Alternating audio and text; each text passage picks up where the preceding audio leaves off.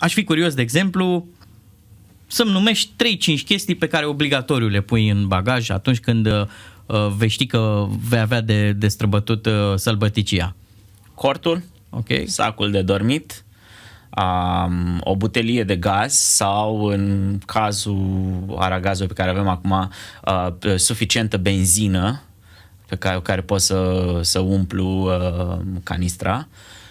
Deci trebuie să am la mine o metodă de a putea găti, fiindcă nu pot să fac foc oriunde. Gândește că uneori ajung în zone împădurite și e periculos efectiv să faci focul, pentru că poți să faci mai mult rău decât vrei, știi?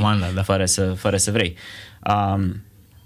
O oală de gătit, de regulă sunt oale foarte light, făcute din titaniu, așa, și ce altceva? Apă? Normal, știi, trebuie să ai apă la tine, dar acum mă gândesc așa la 5 chestii esențiale în afară de ce înseamnă apă și hrană. De ce înseamnă supraviețuire? Măi, și aș lua la mine și un cuțit, e folositor.